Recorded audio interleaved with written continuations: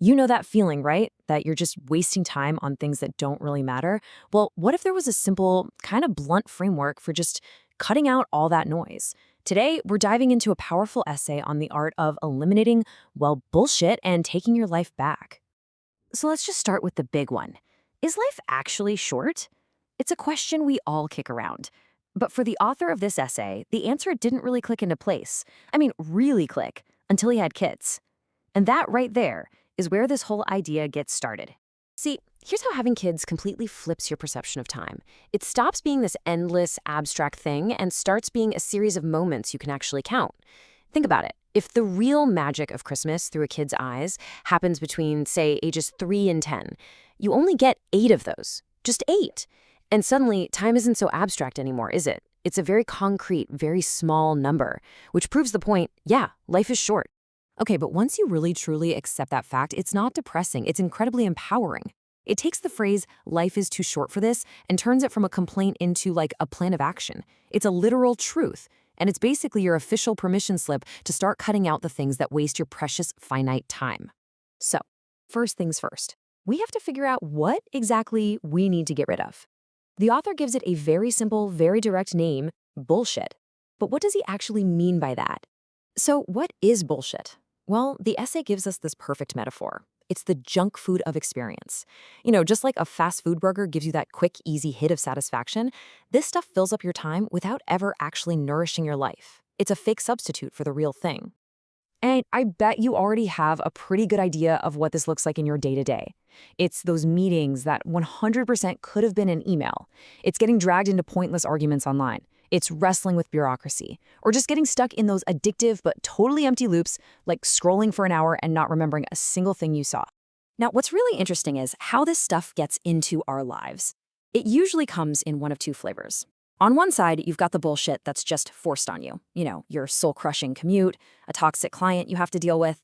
But on the other side, you have the bullshit that tricks you. It kind of lures you in, disguised as a choice you're making, when it's really a trap.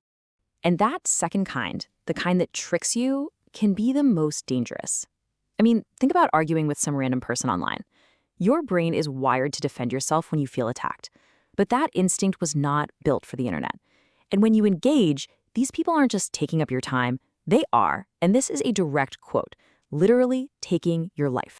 All right, so we've laid out the problem pretty clearly. Let's shift gears and talk about the solution. How do we actually fight back and reclaim our precious, finite time? When it comes to the stuff that's forced on you, the big secret is realizing you have way more power than you think. It's about making conscious choices. You can pick a job based on its culture, not just the paycheck. You can actually fire that awful client.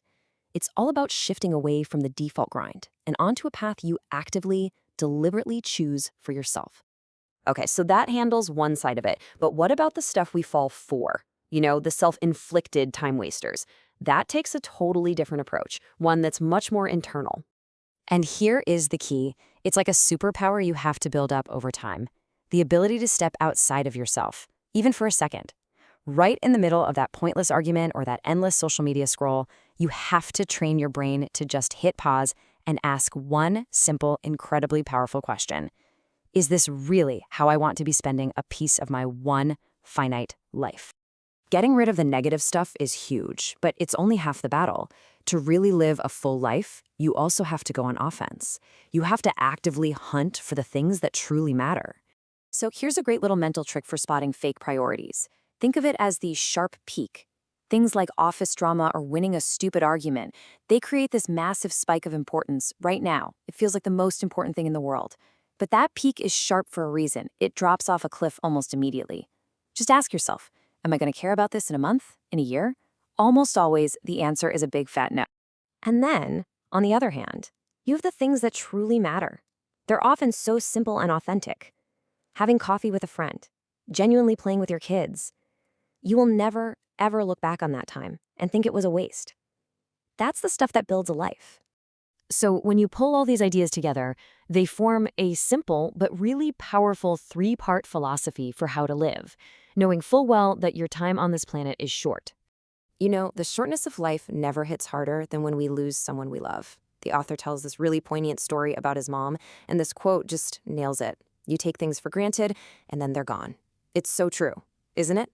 We live as if our people will be there forever, right up until the moment they aren't.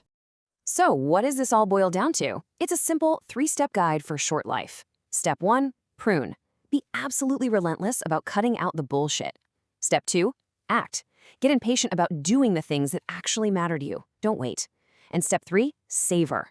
When you're in a good moment, a real moment, just pay attention. Be there. That's it. That's how you make the most of the time you have.